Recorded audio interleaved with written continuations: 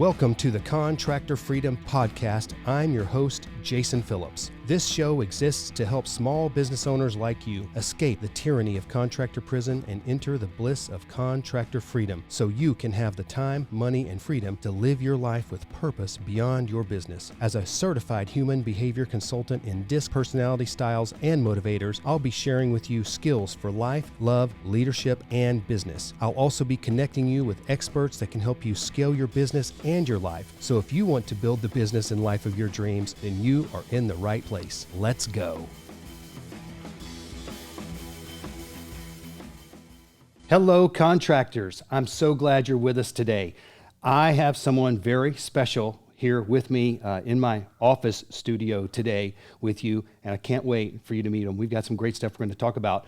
I want to introduce you to, right now, Jason Humrichous from the great state of Indiana. Yeah. Hey, Jason, welcome. Thanks for inviting me to Dallas. I'm honored that you're here. I'm glad you made the trek. Yeah, no, great flight and easy.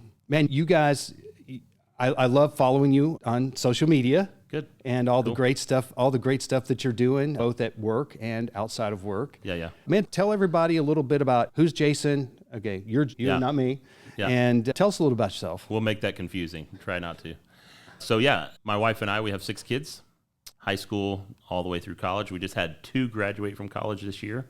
And so that's a pretty big deal. And one's going to continue to go on to school, and then one's going to be starting her career as in the ministry, in essence, with Youth for Christ. So pretty excited about that.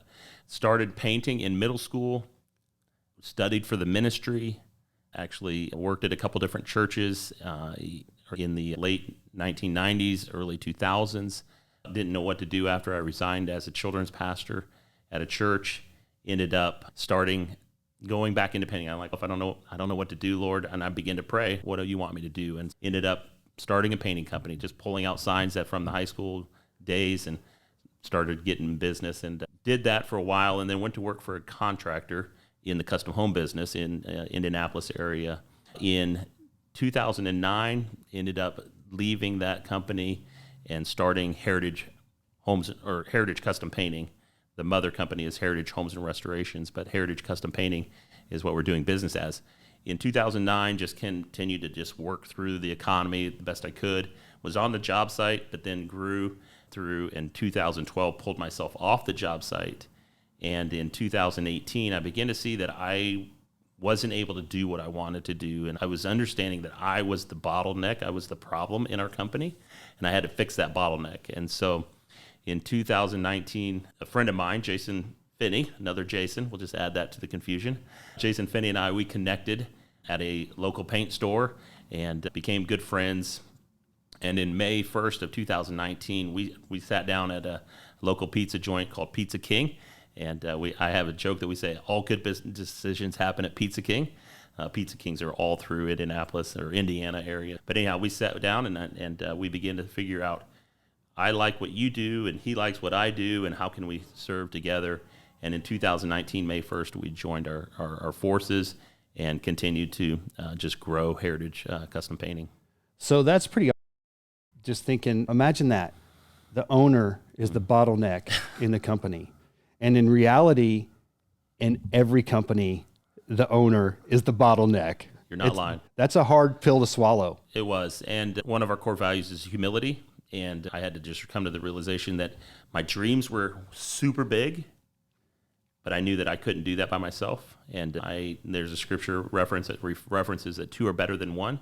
And I'd already experienced that in my relationship with my wife. She serves us as our CFO in our company, but as my wife, she's also serving me by saying, chase your dreams, go after it. She understands that I'm the gas, she's the brakes in our relationship. And so she's saying, whoa, slow down. You're scaring me as your entrepreneurial person. But I'm like, let's go and take risk in that. But she also gives me freedom to she knows that I'm trusting the Lord for wisdom daily, listening to his spirit to say, do that, stop, don't do that, do this, whatever. And so it's just daily listening to the Lord. What do you want us to do? How do you want us to be responsible for the resources that you've given us? And so I think about that. Okay, I still have my health today.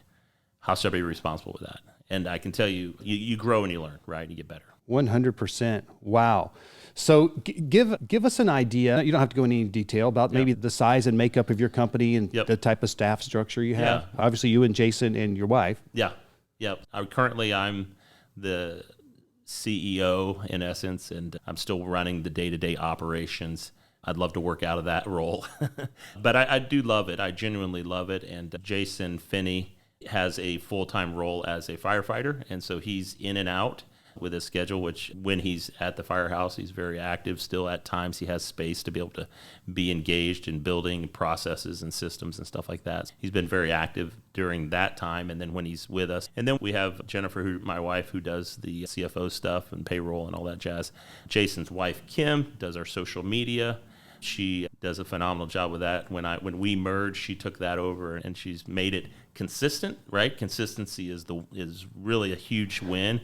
And I'm so thankful for that, and she does a really good job with that. In our admin space, we have a content manager. Caleb Clark does an incredible job. He does SEO and just does a great job with that. We have him and our office admin. We have 3 people, Christy York and Emily King, support on the call intakes and do a great job with that. And then Emily's also our full-time color consultant. I love color. You love color, as we can all see. And as we know, it was Jason Phillips. Jason Phillips loves color. And I listened to you and your wife talk the other day about how she's so colorful, and I think that's awesome. But I love to talk color. If somebody wants to just come in paint gray, that's fine. But I want to add color, right? The struggle, and I think Nick Slavic talks about this, the hardest thing for a client to do is pick color. And we've identified that years ago. And so for a long time, I've been saying, hey, we're going to do complimentary color consulting. And so we do that. Now we have a full-time in-house person they meet with every client if they need help, and in the field, in the room, whatever, in the outside. And then we also offer a virtual rendering. So Kim Finney helps do exterior virtual rendering of the house, which is a phenomenal service and just helps people see that. So that's a little bit about our admin staff. I think I got everybody there. And then we have a project consultant who's the salesperson. We like to use the word consultant because it's generally what we're doing. Yeah, we're helping people figure out the problem. And then we have project man. So they do the sales process, and then they hand that off to Emily, who does the color process, and then hand that to a project manager who manages our teams. And currently we have a mix between W-2 painters and subcontractors. So what people would know as a hybrid company, and so we have about 19 to 20 crews in all. So, nice. Yeah. That's quite an operation you guys have there. Yeah, God's blessed us. 100%. Yep. Wow. Your clients are homeowners? So we do probably 85% of our clients are residential repainting homeowners, and then we have about 15% commercial repainting. We do have a small percentage of builders that we're still working with in a certain size of commercial project. So we don't want to engage all of our resources on just any commercial new construction project, just because we just have found that that's a market they're looking many times for the lowest bid, and we're just not going to be the lowest bid, unfortunately. Unfortunately for whoever you're talking about. So let's dive into this for a moment. Jason, I get a lot of contractors that ask me about partnership. You've done it without, you've done it with. Yep. Could you maybe share, how do you guys break down who does what, and maybe what was life? You said a little about it, but what was life like before versus what life in business then and now? As a person of faith, I love the passage that talks about 2 are better than 1, because that is 100% true. And I have it on a verse card over top of my door as I walk into my office. And my son gave me this verse card thing, and I put it up there, and I'm like, 2 are better than 1. And I've experienced that with my wife and us going at it when I was the Lone Ranger. And I hated that term. I don't want to be a Lone Ranger, me personally. There's times when you have to step up and make a decision and do that. And I can make a decision, that's fine. But I love being yoked with people of like-mindedness, and for me, like faith, and pulling that yoke together and getting after it, because you just make so much more.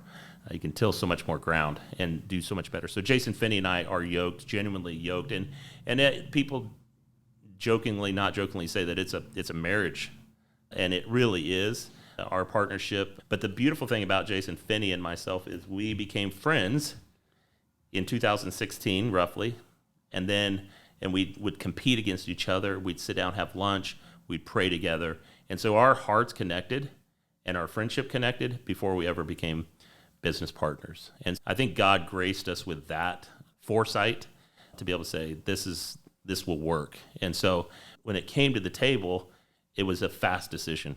It was not even, and part of it was this, so we'll dive into this. Jason Finney is an integrator, and I didn't know what that meant until another really good friend of mine who happens to live in Indianapolis, and he's a business partner, and he owns a painting company. His name's Todd Gates, owns Vision Painting, and him and his partner. So Todd says to me, Jason, you got to read, help me with the book again. Rocket Fuel. So you got to read Rocket Fuel. Right away, read it. Both Jason Finney and I read it, and we discovered that Jason Finney is an integrator. I'm a visionary. Also talked about in Traction, the book Traction, which I just read again. But Jason had to be a visionary at a certain level, but he's a natural integrator. And I had to, and so there are things, the processes and stuff that I am working on that I love.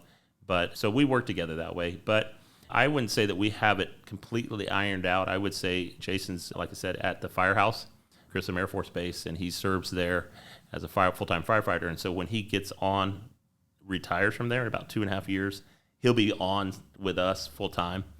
And so then it'll be more of a thing where I think we'll have to really identify. In the next 2 years, we'll probably have to hammer out like who's doing what and who's focusing. Because honestly, we're both jealous for space.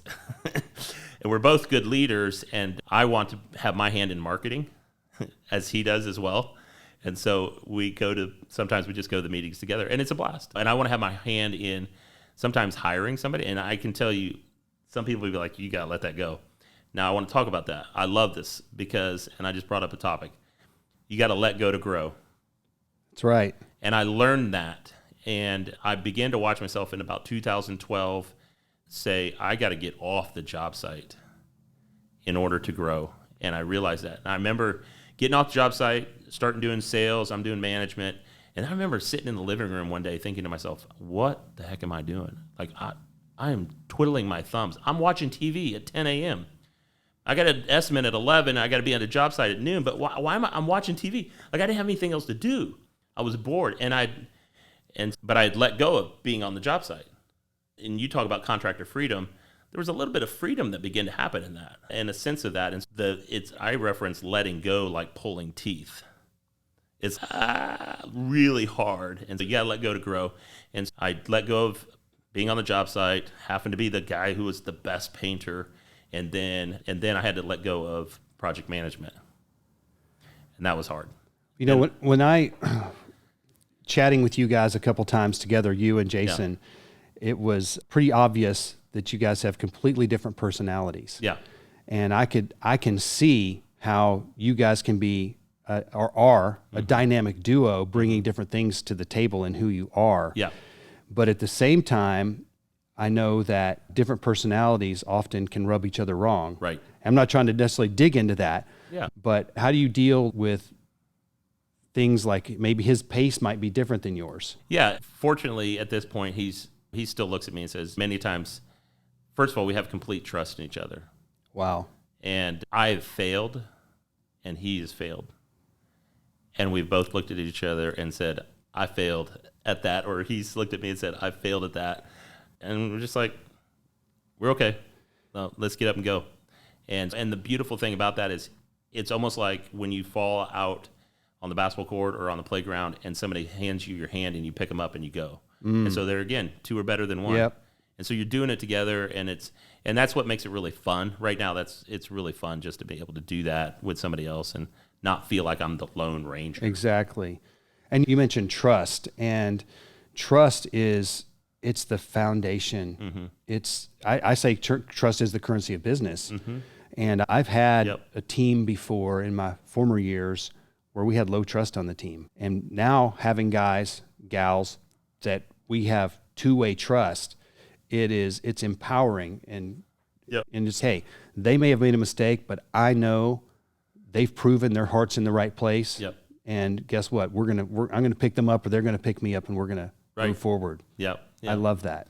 Yeah, we haven't necessarily fully defined our roles completely, other than we know who each other is, and the day-to-day has to fall on me for the most part, because he's just not there most of the time for now. But when he gets there, we'll work through that in the next couple of years, and I'm excited for that. And I'm a little bit ahead of him age-wise, but you don't see yourself retiring. As a true entrepreneur, though, I see myself diversifying and maybe choosing to work myself out of a job, if that makes sense. Sometimes I do things because I want to, not because I have to, but because I want to. Yesterday, I spent time with our techs at a sprayer training, and I wanted to be there. I want to be rubbing shoulders with those guys.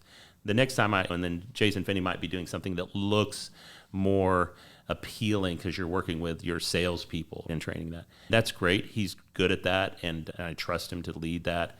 But there's not any one person in the company has a better role because of something that they do necessarily. Does that make sense? Yes, absolutely. Our technicians our project managers lean on our project consultants, salespeople, right? Our salespeople have to have a good call come in. And so the CSR or the office admin need that support. So everybody's leaning on. It's a team. So as a company, obviously, it sounds like you've got an incredible team. Let's talk about systems for a moment. What's a system at your company that you're like, man, this particular process is dialed in, it's repeatable, it's accountable, all of those things? Oh, wow. Man, I would say most of our systems, you didn't prep me on that question. So I would say that our systems are 65%, just to be quite honest. I don't think there's anybody that's 100%. And nor should we. Systems are constantly evolving in that. I'm going to plug this book real quick. Not because I got asked to, but this book has come up for air. I just started, and it's rocking my world, and it's so good. And I could step away. Guys talk about, can you step away from your company for 2 weeks and the systems run your company? Yeah, I could do that, but I don't want to yet. I'm here. But the goal in building systems is for it to be enjoyable for everybody. We talk about contractor freedom. Systems will help you with contractor freedom. But it can also help relieve your staff and save your staff hours and days within a week. They can be more productive. They can not only just enjoy their life, but they can. So I say we're 65%. I think our pre-positioning process is really good. And so the processes of sending and getting a project consultant to the job site and getting information to them is really good. Between booking the appointment and the actual appointment time? Yeah. And I would say, again, you can build systems. A lot of that is in your software as what you're using. And that was one of the big things that Jason Finney and I, when we merged, I wasn't using good software. And I knew that was a big deal. And I think that's really critical, that you have a good software that can help the process all the way through and keep people accountable. So it's inside the software, not only keep them accountable, but also keep them excited. I love what you've got going on here.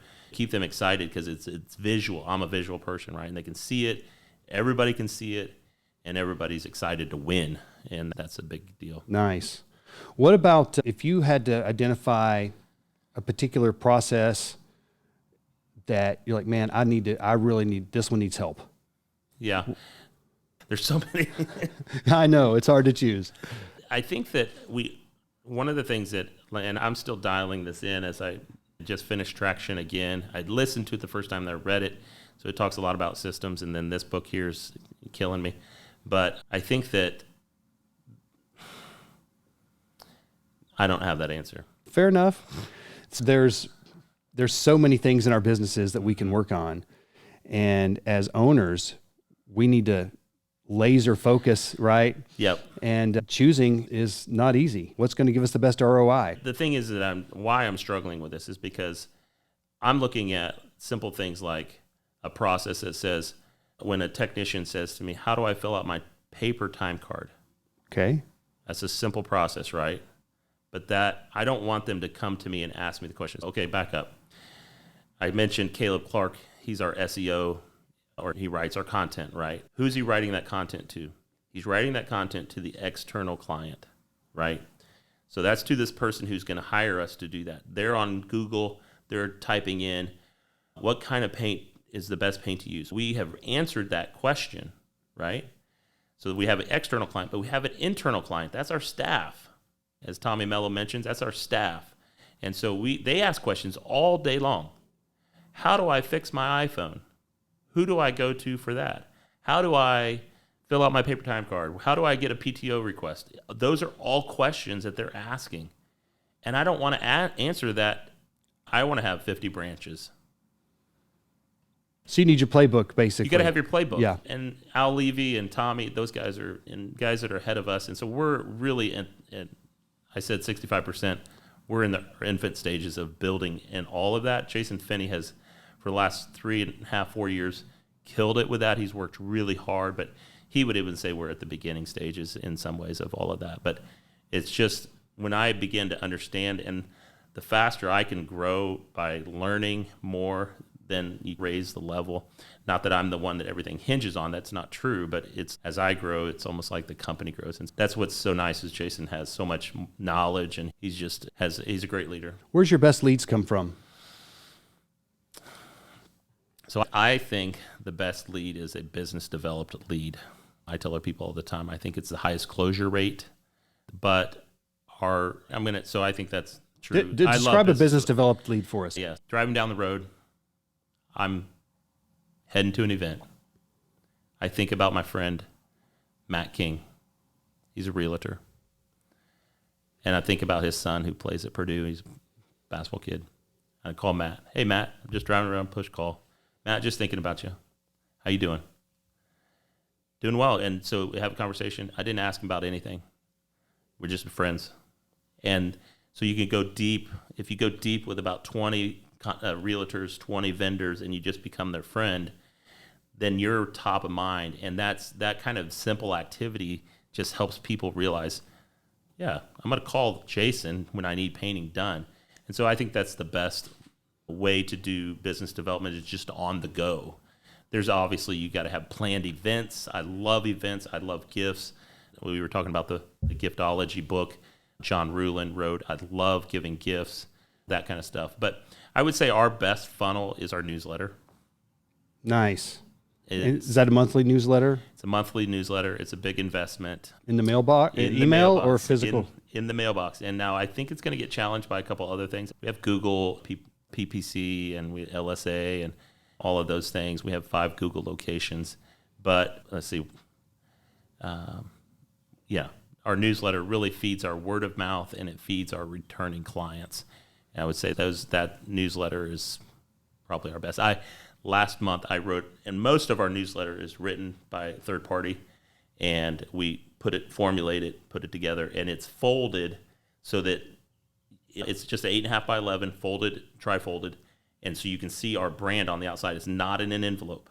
Right. So you see our brand on the outside, and so even if they deal with their mail just like my wife deals with our mail, trash, they at least for one split second That's right. saw Heritage Custom Painting. Yes. And that's fine, right? And branding is such a critical piece. But that newsletter plays its part, and they can open it. I wrote the newsletter, and last month I wrote in there, I was just going through and just talking about each one of my kids. Long story. 6 kids long, right? This is because I got 6 kids. So I'm telling every detail. And then I added Melody, who's it's a fictional daughter of mine. And I just wrote about her. I said, if you are reading about Melody, I just want you to know she's not my daughter, but if you've read this far, I'm going to buy you ice cream. Oh my gosh, I love it. I got 15 text messages from people. I want ice cream, right? And wow. So, yeah. And I might have to steal that idea. That was really good. Yeah. I remember a high school friend of mine telling me that and writing that in something he wrote in high school. So I'm like, I'm going to use that now. But so anyhow, yeah, clients. I had a client who wrote me who was a pretty challenging client, and I want ice cream. I'm coming to Tippett to get ice cream. It sounds good. So I love that. Yeah. Hey, let me ask you one more question, then we're going to switch subjects. What's a challenge, a hurdle, something you really want to solve this year to empower you to go to the next level, whatever that is? What are you currently working on? Yeah, I think there's a sense right at this very moment, what is it today, May 27? There's a sense of, feel like the economy's treading water a little bit. And so we're watching that, even with about 5,000 clients. we're working really hard on all of our marketing and stuff like that, just trying to dial that in. And I love what you said. You said 3 things with your marketing. What you said, I can't remember the first two. We're testing. We're always testing something. Yep. And the things that are performing well, we're finding ways to invest more in those. Yep. And then rest. And then the ones that aren't performing well, we're pulling it back a little bit. Hey, contractors, are you ready to go deeper, or rather higher? Are you ready to up your leadership game, up your people skills, up your systems so that you can get more time, money, and freedom from your business? That way you can live your life with purpose beyond just running your business. Escape contractor prison and enter contractor freedom. I want to invite you to register. Space is limited for the upcoming Contractor Freedom Summit right here, held in Dallas, Texas, October 26th, 27th, and 28th. Just go to contractorfreedom.live. That's contractorfreedom.live. And the registration link is right there. And if you have any questions, feel free to reach out to me on Facebook or on LinkedIn. Again, right there at contractorfreedom.live is all the links to our social media profiles. So I look forward to seeing you online and at the summit right here in Dallas. It will be transformational, I promise. Yeah. So testing and investing. So we're doing some real testing and investing in some Facebook stuff. We haven't done Facebook really well. We have a good daily presence, but from a marketing, advertising standpoint, we haven't done that. So we're working with a company now and doing that well. So I'm excited to see how they do. Just started that, and so we're investing in that. But there are some marketing that we're resting that I'm just waiting to get offline and just let that rest. This year, I feel like we might be, but that's one thing. Processes, a second thing. And then I want to continue to invest in our technicians and in our people. Last year, we kicked off a 401k, which I'm super thankful for all of our W-2 people, whether they're managers, but then we have our subcontractors that are over here. And I want to continue to invest in them. We just recently did a big subcontractor event and hosted them in, and just investing in people, valuing them. I would love to have a training facility for all of the above, sales, and just be the 401k. And you talk about professionalizing the industry. You talk about investing back into people in the industry across the country, and you're doing that. We're trying to do that not just locally. We're all raising the bar, trying to raise the bar and pushing each other. And so that 401k says when you compete against Heritage and you're going in with whatever price you're going in at, then are you giving your guys 401k? Are you having that in the market? Do people understand that? So we talk about it. We want to let all of our clients know that, internal and external. So I would say threefold there. Okay. Nice. Marketing, processes, and then just continue to invest in people. Regarding the people, one of the things I really appreciate you is I can tell that you value people, not just from talking to you, but I see your social media posts. Yeah. And I bet that you get your value of people the same place I get mine. Yeah. Is from your faith. Yeah. Let's talk about that for a moment. I run into a lot of business owners who struggle to integrate their faith into their business. And so many times, maybe things that you may think that things we're told that it takes to succeed in business are in conflict with our faith. Yeah. And how do you deal with things like that? Or what do you do to integrate your faith in your business? So I'm first a believer in Christ. Age of 7, put my faith and trust in him. God has given me, again, I said this earlier, God's given us responsibilities and privileges. And so I'm just trying to be a steward of what he's given us. This business, Heritage Custom Painting, it's not my business. It's not Jason Finney's business. It's God's business. Wow. And if he shuts it down, I literally was praying yesterday, God, if you run this business in the ground, which we're not close to, from a man's standpoint, we're not close to doing that. But if you want to run this business in the ground, you can do that. He did that with Job. That's right. He did it with Job. He ran Job's business in the ground, took everything. And Job said, I'm still going to worship you. And it's just a no holds barred. If it goes. And so it's first God's. And I got this book. I'll show it to you. Seek First. I just finished this. And a great book. Jeremy Treat wrote it. He pastor in L.A. And And I'm so thankful for the simple nudges of the Spirit that says, you're overweight. You're overweight on your intention, Jason. You need to seek me first. Seek me now. Seek me now. And so there's some priorities that you have to put in place, right? Just daily being focused and refocusing, seeking him versus seeking the things of the world or whatever that is. We are not where we're at except for the grace of God. That's the only reason where we're at.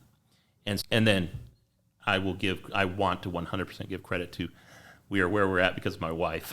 We're where we're at because of Jason Finney. We're where we're at because of our sales team and our techs and our managers, and it's the team. And so it's the grace of God, and then it's the people around us. Just continue to invest in them and care about them.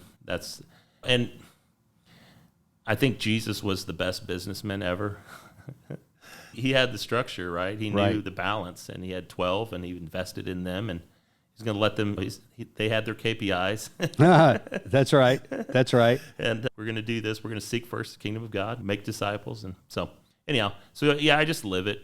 And if I meet with the Lord regularly in my quiet time, He rejuvenates me supernaturally to be able to have energy to do what I need to do. I don't want it to be like in your face, but Thursday I had lunch with a friend of mine who owns a company in Indianapolis, and we sit down to have lunch, and I'm just, hey, can I pray with us? Can I pray for lunch? So we just pray. And if he were to say no, I'm like, okay, or whatever. So I just let it be real. So it is just what it is. Absolutely. Let's talk about ethical dilemmas for a moment. Sometimes it can be very tempting to cut corners somewhere to save on the dollars. Yeah.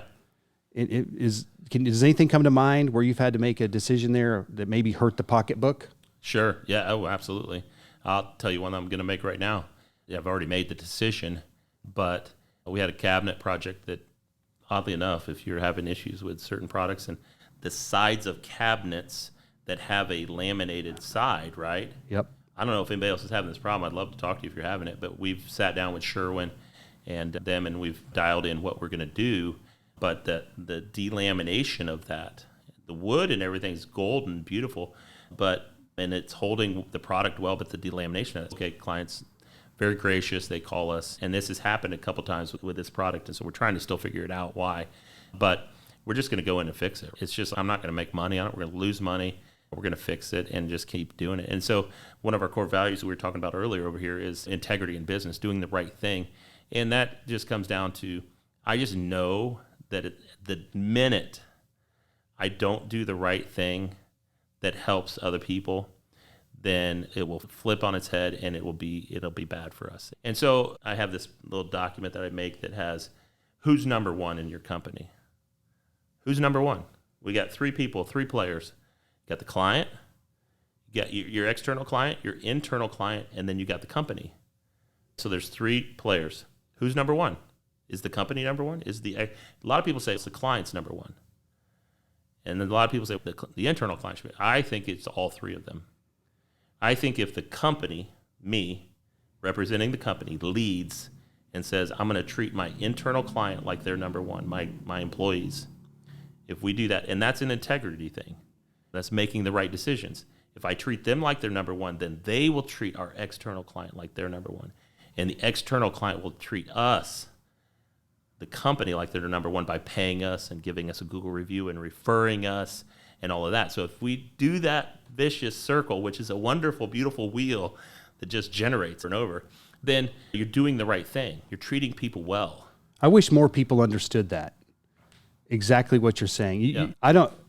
If you constantly step on your people to quote, give the customer what they want, then your people are going to be disillusioned. And they're not going to be able to give their best. I love that those 3 parties, that's the same philosophy we have here at my company. And happy employees are going to make happy clients. And again, you're not necessarily trying to create happiness. You want productive people. But I believe that people are happier when they are productive and using their skills and working for a company that upholds integrity. Now, you said it a minute ago, and I don't know if you can remember the quote. What do you do if there does need to be a level of accountability for everybody? Sure. And then a level of honesty and say, hey, I made a mistake, or hey, I'm going to have to go to that client and say, it wasn't a product failure. It wasn't we're talking about this client where it has the cabinets, right? It wasn't a product failure because we sent the product to the lab, the wet product and the dry product to the lab. They bring us back the results. It's not a product failure. It's not a prep failure, so it's not the painter's fault. Is it the client's fault because they bought laminated cabinets? Of course not, right? Right. Good night. Figure it out. It's now still a problem, and the client's going to feel like, it's my fault. You're not going to fix it? No, we're going to fix it. We're going to take care of you.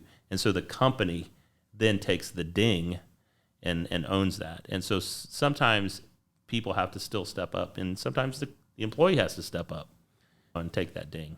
But now when you take care of it for the client, they're likely a client for life. Yeah. Because they're like, hey, these people stand behind their word. I know this was a difficult situation for them, and they still made it right for me. They're my company. The beautiful thing about this specific client, and I'd like to look in their report and see where they came from, but this specific client hired us first to do the cabinets. 7 months later, hired us to do the exterior. The cabinets had already become an issue, but they said to us, "We trust you." That I'll bend over backwards for that. 100%. So, I love it. yeah. Okay, how do you deal with people that you've got to let them go? You didn't prep me for that one either. For instance, you've got to let them go. Yeah. You value people, and you want to represent God well. Yeah. But you know that working relationship can't continue. Yeah. So professionally, I think it's really important that you have a process of writing people up if you need to. You have a process of keeping people accountable. That's a core value of ours, accountability. So it starts back here with, okay, them understanding their job. Are they accountable? Are they reporting that accountability? And then when they don't do their job, you have to write them up. And then you have to have those hard conversations, right? And one of our core values is grow, right? And I've said to people at the very beginning, like even in an interview, if you can't grow here, then you need to leave and go somewhere where they can help you grow. And I had a gentleman sit down with us, and at one point, and he wasn't continue to grow. And he says to me, "I think I'm going to leave the company." I said, "I think you need to, because I can't help you grow anymore." And so that person left. And there's a time and place where that happens. We can't be all for all. And so that's a hard realization sometimes. And we've had that happen, but yeah.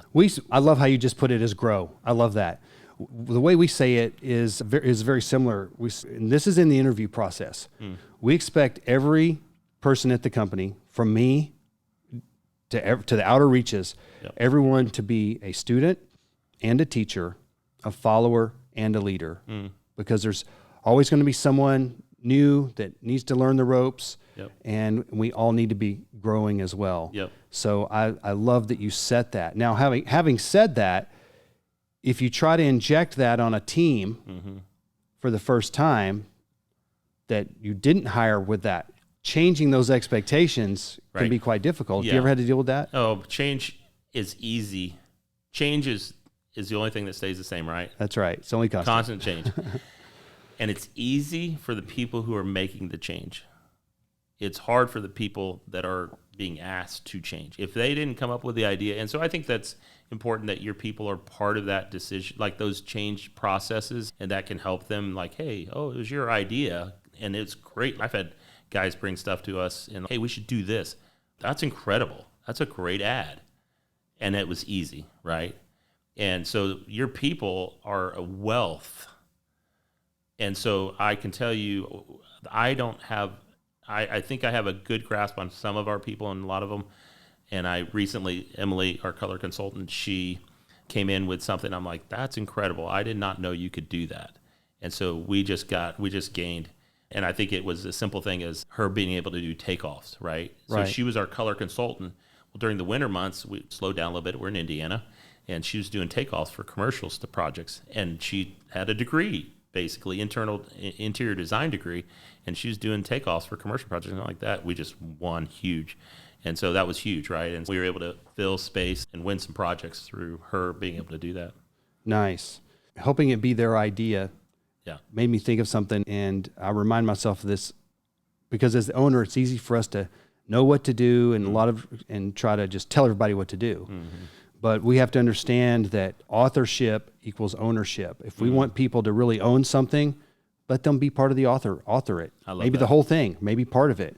Yep. And then they're going to be more committed to it. That's also. good. Sounds like you've got that down. No, don't have it down. I'm always learning, but I like that. Authorship is ownership.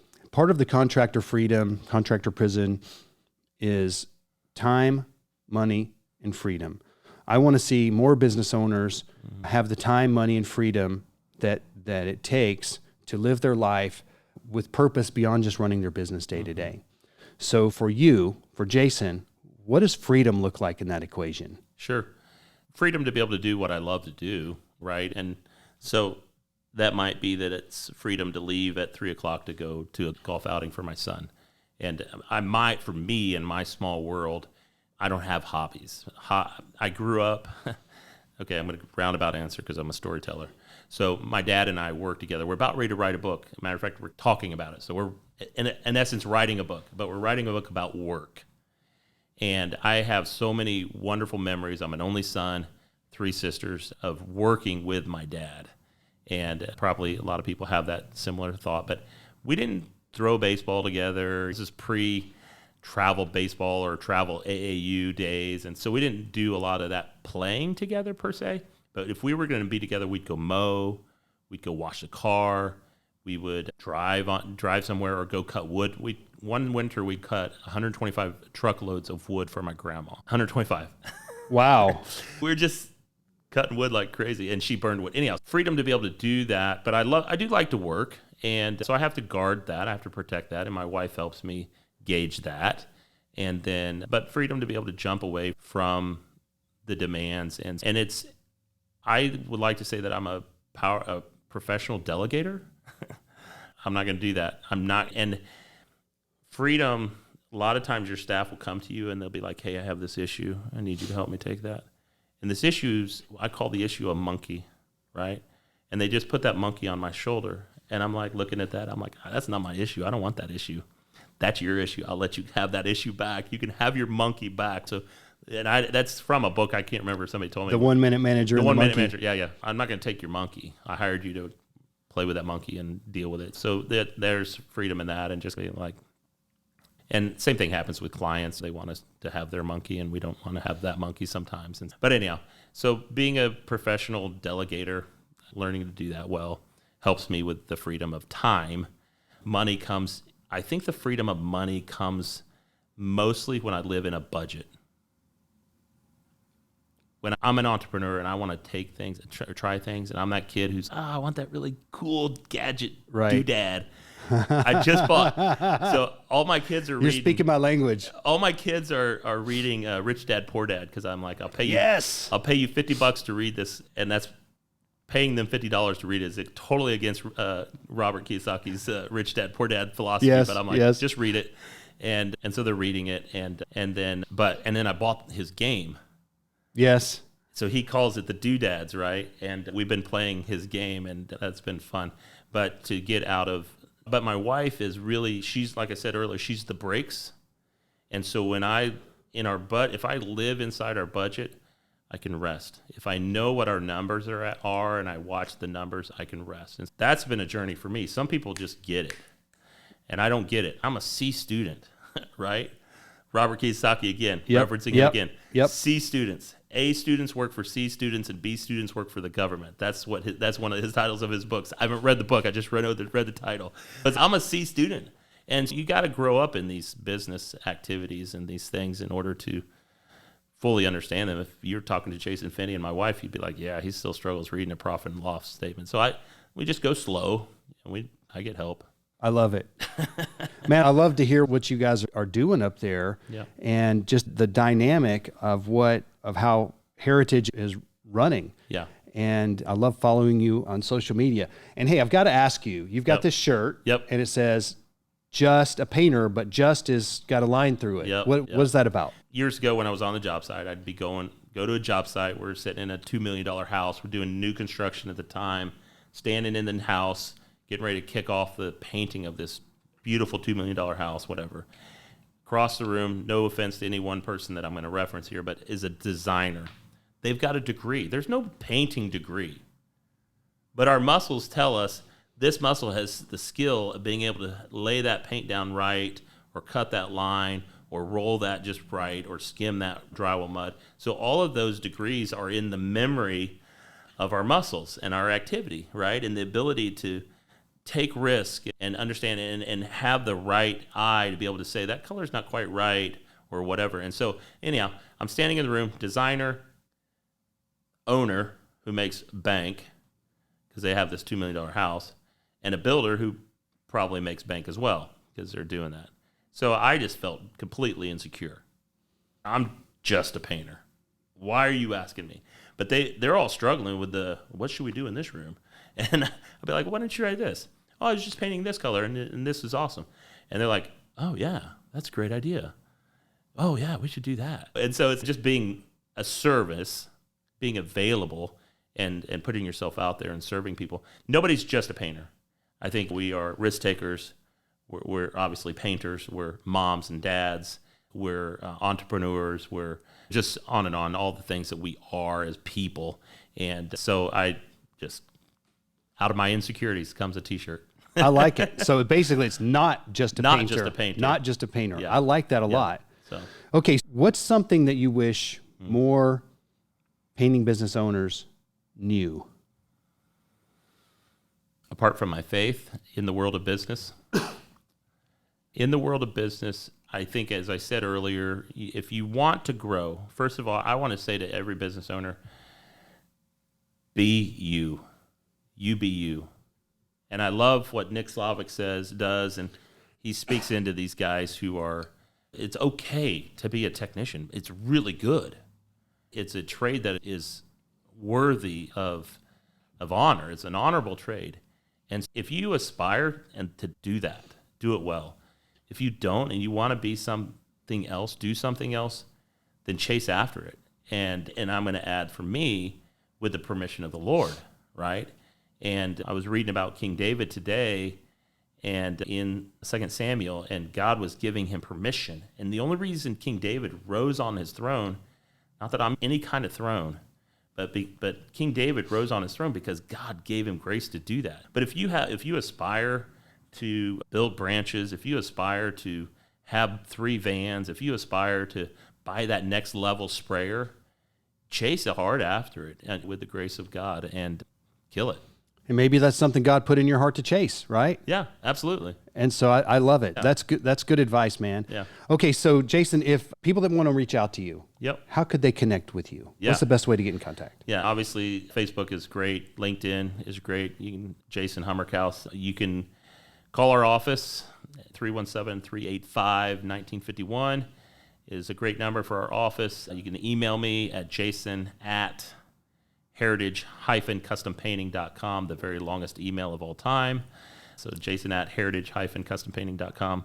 And yeah.